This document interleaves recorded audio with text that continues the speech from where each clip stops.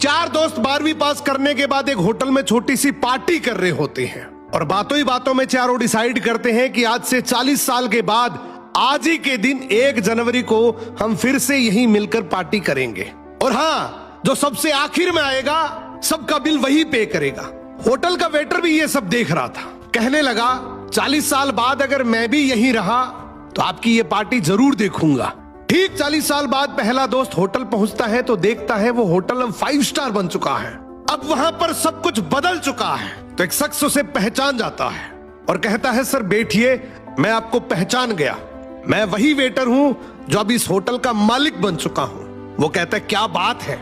इतने में दूसरा दोस्त आ जाता है। दोनों की बातचीत शुरू होती है कि बिजनेस ग्रो कर गया, सब कुछ अच्छा चल रहा है। दोनों अपनी अपनी बातें शेयर कर ही रहे होते हैं कि तीसरा दोस्त भी पहुंच जाता है, लेकिन चौथा दोस्त अब भी नहीं आया। तो जो सेठ होता है वो कहता है आप ऑर्डर कीजिए, मेन्यू में खाना वगैरह सेलेक्ट कीजिए, इतने में आपका दोस्त भी आ जाएगा। अब खाना भी लग गया। वेट करते करते काफी देर हो गई।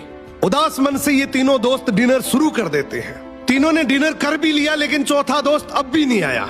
अब जब बिल देने की बारी आती है तो कहते हैं कि विकास तो शायद बहुत बड़ा आदमी बन गया, हम सबको इग्नोर कर रहा है, चलो हम ही बिल पे कर देते हैं। जैसे ही बिल पे करने के लिए काउंटर पे पहुंचे तो काउंटर का मैनेजर बोला आपका बिल तो ऑलरेडी पे हो चुका है।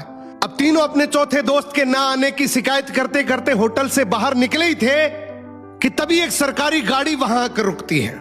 उसमें से एक लड़का उतरता है और तीनों के पैर छूते हुए कहता है मेरे पापा टीचर बन गए थे, मुझे कलेक्टर बनाने के काबिल कर दिया, लेकिन अफसोस मेरे पापा आज से 1 महीने पहले ये दुनिया छोड़कर चले गए।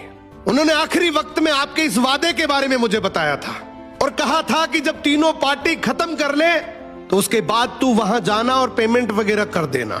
लड़का हाथ जोड़कर बोला मेरे पापा अब इस दुनिया में नहीं रहे, उनका वादा पूरा करने के लिए मैं आया हूं।